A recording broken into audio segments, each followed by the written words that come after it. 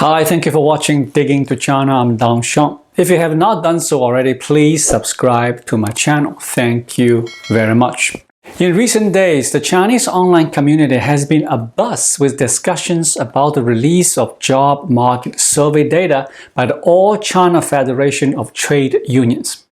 The data has shocked many, and the discussions on the Chinese social media are gaining momentum.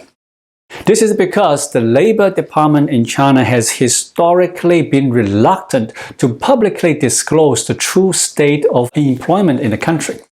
The official unemployment rate in China has always been treated as a highly classified state secret, with no official announcements from the Chinese government.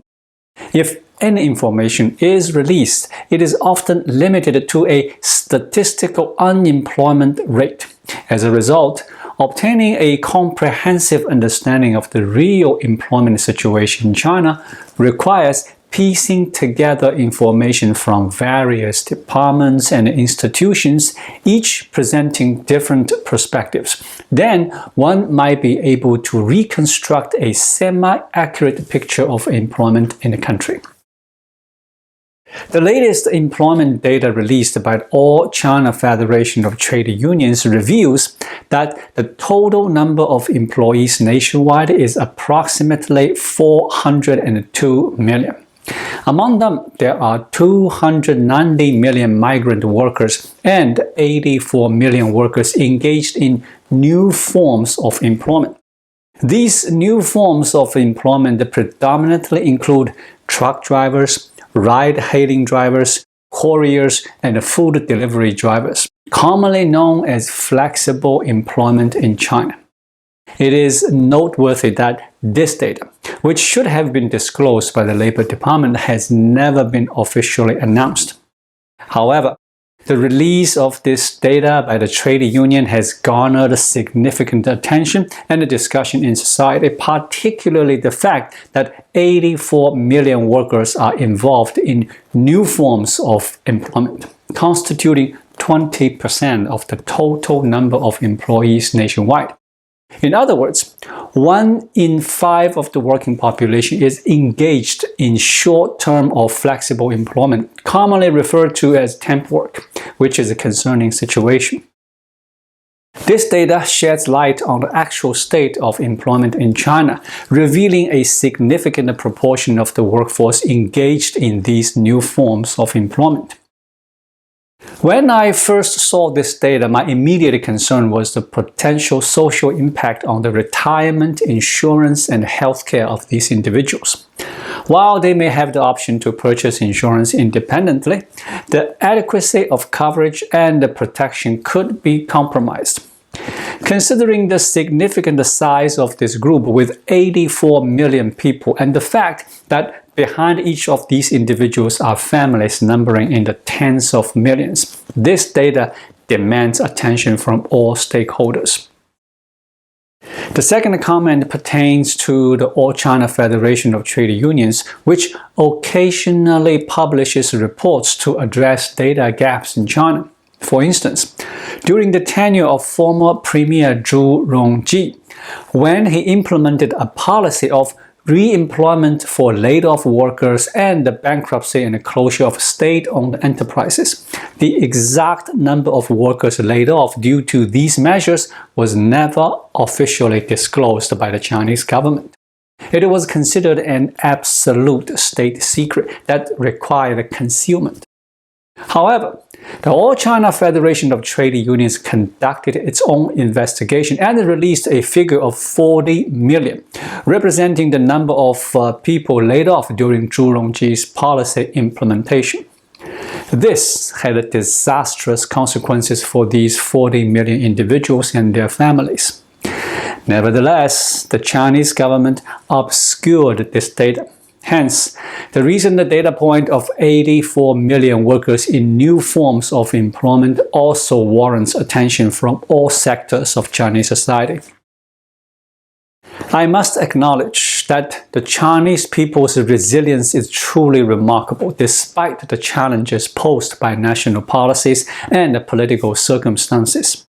Each time China undergoes significant political changes, millions of people often find themselves in difficult situations.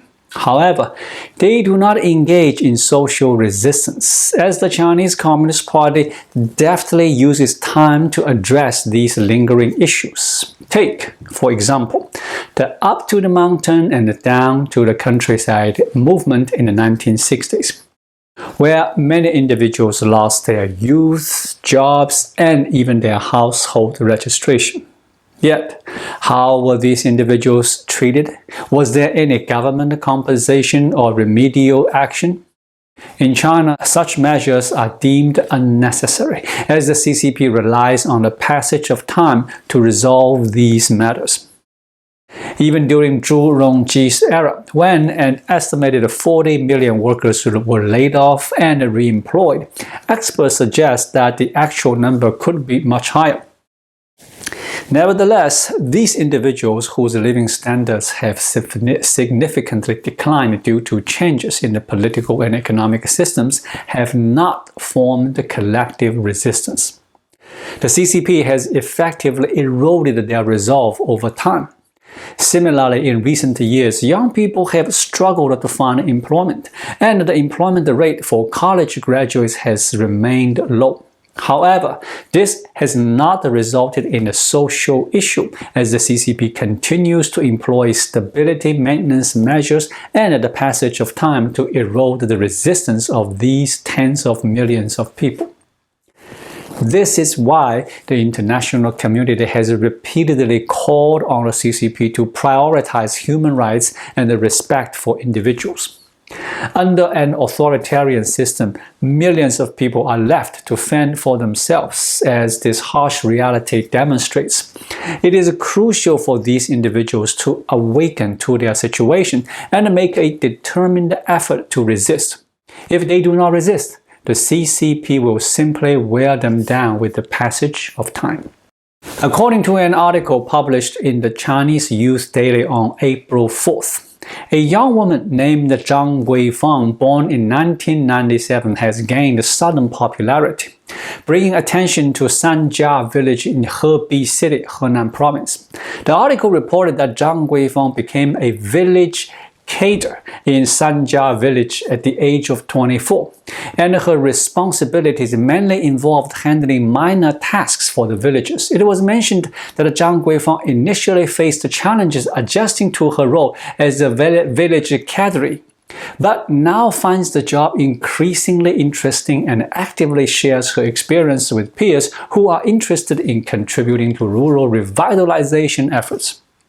The article also claimed that Zhang Guifang is creating a rainbow in the countryside. According to an article published in the Chinese Youth Daily on March 31st, college students from Guizhou province are actively engaging with grassroots communities through initiatives such as selling surplus peaches from their hometown and seeking positions as deputy secretaries of township youth committees. The article also reported on March 27th that a group of college graduates have returned to their hometowns and established farmers' cooperatives, utilizing technology to assist local farmers in improving their agricultural practices. These graduates are now recognized as new farmers in their communities. On February 20th of this year, the Communist Youth League Committee of Guangdong Province held a mobilization meeting for Guangdong youth to support high-quality development, during which the so-called 3 Rural Action was announced.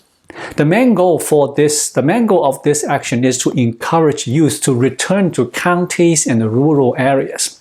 By the end of 2025, Guangdong Province aims to organize a total of 100,000 young people to go to rural areas, bring back 100,000 young people who are currently living outside of their hometowns, and train 100,000 young people to improve their skills related to the rural revitalization. The CCP avoids using terms like going up to the mountain and down to the countryside to motivate young people.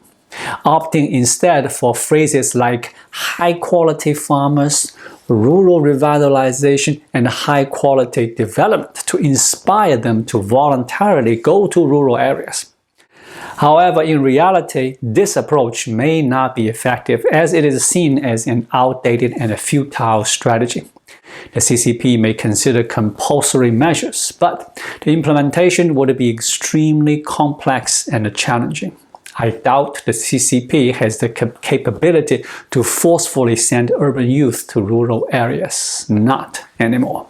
Thank you for watching. Please leave a comment and subscribe to my channel. Just click the subscribe button right here.